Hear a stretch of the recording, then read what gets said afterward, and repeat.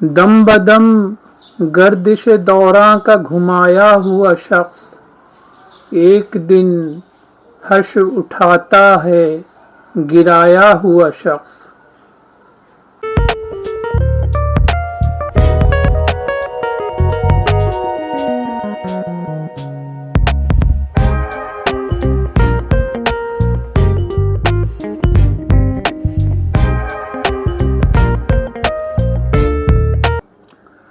آج کل retired lieutenant general فیض حمید خبروں کا موضوع ہیں۔ ان کے خلاف مریم نواز نے سنگین الزامات عائد کیے ہیں اور ان کے کورٹ مارشل کا مطالبہ کیا ہے۔ مریم نواز کے الزامات پہ لیفٹیننٹ جنرل فیض حمید کی جانب سے بذریعہ کامران خان ایک وضاحت آئی ہے اور کامران خان نے اس سلسلے میں ایک ٹویٹ بھی کی ہے۔ جنرل فیض حمید کی جانب سے کی جانے والی وضاحت پر قانونی پوزیشن کیا ہے، اس پہ جسٹس ریٹائرڈ وجیہ الدین احمد کا ایک تبصرہ، لیفٹیننٹ جنرل فیض حمید کے خلاف تحقیقات کی چیمگوئیوں پہ ممتاز صحافی اعزاز سید کا ایک تبصرہ، یہ تمام موضوعات ہمارے آج کے ویلاگ کا حصہ ہیں۔ گزشتہ کچھ روز سے پی ٹی آئی کے چیئرمین عمران خان جنرل باجوہ کے کورٹ مارشل کا مطالبہ کرتے نظر آتے ہیں۔ مطالبے کی اس صف میں محترمہ مریم نواز بھی شامل ہو گئی ہیں، مگر وہ جنرل باجوہ کا نہیں بلکہ آئی ایس آئی کے سابق چیف جنرل فیض حمید کے کورٹ مارشل کا مطالبہ کر رہے ہیں۔ اس مطالبے کے بارے میں جب وفاقی وزیر داخلہ رانا ثناء اللہ سے پوچھا گیا کیا وزارت داخلہ جنرل فیض حمید کے خلاف کوئی ایکشن لے گی، تو انہوں نے کہا نہیں، وزارت داخلہ کورٹ مارشل نہیں کرتی۔ معاملہ یہ ہے کہ سیاستدان تو مطالبہ کرتے ہیں، سیاستدان اپنا موقع پیش کرتے ہیں، جن اتھارٹیز کے پاس پاور ہوتی ہے، جن کے پاس اختیار ہوتا ہے۔ کورٹ مارشل جو ہے وہ وزارت داخلہ نہیں کرتی، وہ جو ہے وہ ادارہ ہی کرتا ہے، جی ایچ کیو ہی کرتا ہے۔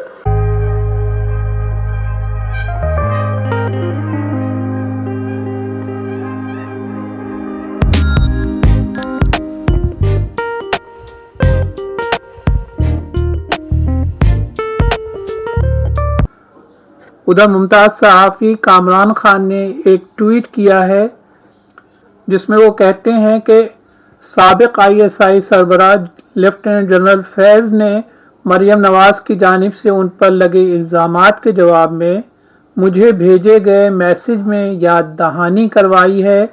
نمبر 1، 2017-18 میں صرف میجر جنرل تھا، کیا فوجی ڈسپلن میں تنہا میجر جنرل حکومت ختم کر سکتا تھا؟ نمبر 2، فوج میں فیصلہ صرف چیف کا ہوتا ہے۔ نمبر 3، تمام فیصلے عدالتوں نے کیے۔ جنرل فیض کے اس میسج کا اگر تجزیہ کیا جائے تو یہ بات واضح طور پہ کھل کے سامنے آتی ہے کہ یہ اعتراف اتنا سادہ نہیں ہے جسے آسانی کے ساتھ نظر انداز کر دیا جائے۔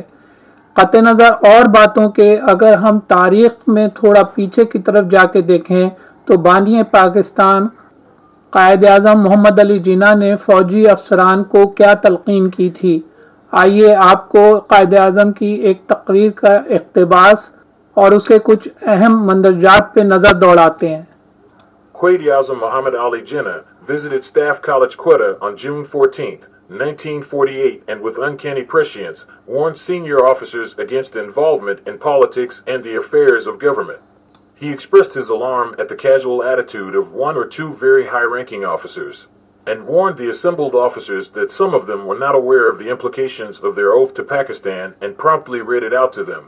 And he added, "I should like you to study the Constitution, which is in force in Pakistan at present, and understand its true constitutional and legal implications when you say that you will be faithful to the Constitution of the Dominion." 14 جون 1948 کو اپنی وفات سے 3 ماہ قبل قائد اعظم محمد علی جناح نے staff college Quetta کے دورے کے موقع پر فوجی افسران سے خطاب فرمایا۔ قائد اعظم نے کہا، یہاں ایک اہم بات کی وضاحت ضروری سمجھتا ہوں۔ اعلیٰ عہدوں پر فائز 1-2 افسران سے ہونے والی گفتگو سے مجھے یہ معلوم ہوا ہے کہ انہوں نے افواج پاکستان کا جو حلف لیا ہے وہ اس کے مضمرات سے واقف نہیں۔ اسی سبب میں اس نکتے کی وضاحت ضروری سمجھتا ہوں۔ بلا شبہ حلف محض دستاویزی الفاظ ہیں، تاہم جو بات زیادہ اہم ہے وہ اس کی حقیقی روح اور مرکزی خیال ہے۔ بہرحال یہ ایک اہم دستاویز ہے اور میں چاہوں گا کہ اس موقع کا فائدہ اٹھاتے ہوئے حلف کا متن پڑھ کر اسے آپ کے حافظے میں تازہ کر دوں۔ حلف کا متن یہ ہے: میں صدق دل سے خدا کو حاضر و ناظر جانتے ہوئے آئین اور ریاست پاکستان سے وفاداری کا حلف اٹھاتا ہوں، اور یہ کہ میں افواج پاکستان میں تفویض کردہ فرائض کی بجا آوری پوری دیانت اور ایمانداری سے کروں گا، اور فضائی، بری یا بحری محاذ پر اپنی معین ذمہ داریاں ادا کروں گا، اور یہ کہ میں اپنے افسران بالا کے تمام احکامات کی تعمیل کروں گا۔ تو یہاں ہم دیکھ سکتے ہیں کہ بانی پاکستان نے کتنی سختی کے ساتھ فوجی افسران کو ان کے اٹھائے ہوئے حلف کی پاسداری کی تلقین کی تھی، جبکہ جنرل فیض حمید اپنے پیغام میں جو بات کہہ رہے ہیں وہ ان کے اٹھائے ہوئے حلف کی صریح خلاف ورزی کے مترادف ہے۔ ممکن ہے کہ یہاں پہ آپ یہ کہیں کہ حکام بالا کے احکامات کو بجا لانا تو حلف کا حصہ ہے، لیکن یہ تسلیم شدہ حقیقت ہے کہ حکام بالا کے صرف ان احکامات کو بجا لانا فرض ہوتا ہے جو آئین اور قانون کے دائرے میں ہوں۔ آئین اور قانون سے باہر کسی حکم کو ماننا آئین اور قانون کو توڑنے کے مترادف ہوتا ہے، اور حکام بالا کے احکامات کو ماننے والا حکام بالا کے جرم میں برابر کا شریک ہوتا ہے۔ اس حوالے سے جسٹس ریٹائرڈ وجیہ الدین احمد کہتے ہیں کہ اگر یہ ثابت ہو جائے کہ جنرل فیض غیر قانونی سرگرمیوں میں ملوث تھے تو ان کے اقدامات کا دفاع ممکن نہیں ہوگا۔ انہوں نے کہا کہ سب سے پہلے تو یہ ثابت کرنا ہوگا کہ جنرل فیض کے اقدامات قانونی تھے یا غیر قانونی۔ اگر یہ ثابت ہو جائے کہ ان کا کوئی اقدام غیر قانونی تھا تو اس سے کوئی فرق نہیں پڑتا کہ انہوں نے یہ کام رضاکارانہ طور پر کیے یا کسی کمان کے ماتحت، وہ اس بات کا دفاع نہیں کر سکتے۔ لہٰذا جو سیاسی شخصیات ان پر الزامات عائد کر رہی ہیں کہ انہوں نے کوئی غیر قانونی اقدام کیا ہے تو انہیں پہلے یہ ثابت کرنا ہوگا اور اس کے بعد ہی ان کے خلاف کارروائی کا سوال پیدا ہوگا۔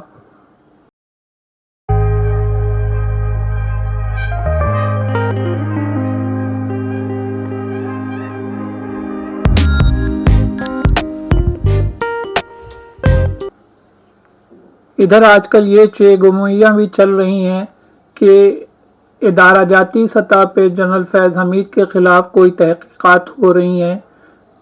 اس سلسلے میں جب ممتاز صحافی اعزاز سید سے پوچھا گیا تو انہوں نے کہا، بات یہ ہے کہ جنرل فیض حمید کے بارے میں جو تحقیقات ہوتی ہیں ان کی تفصیلات تو سیکورٹی اداروں نے اپنے پاس رکھی ہوئی ہیں، ان کی ڈیٹیل کوئی شیئر نہیں ہو رہی، لیکن اگر آپ گراؤنڈ ریالٹیز کو دیکھیں تو اگر ان پر کوئی کیس بنتا ہے، ویسے تو جب آپ کسی کو بھی اسکروٹنائز کرنے لگ پڑے تو بہت ساری چیزیں نکالی جا سکتی ہیں۔ میرا یہ خیال ہے کہ جو سب سے بڑی بات ہے کہ مس کنڈکٹ جو ہے انہوں نے ملٹری کا وہ کیا ہے، کیونکہ آپ کی نالج میں ہے کہ وہ جب کو کمانڈر پشاور بھی تعینات تھے تو وہ یہاں پر اسلام آباد میں اٹن میں آ کر ان کی ایک پی ٹی آئی کے لیڈر سے ملاقات ہوئی تھی، اس کو ہم نے رپورٹ بھی کیا تھا، اور بھی بہت ساری چیزیں ہیں۔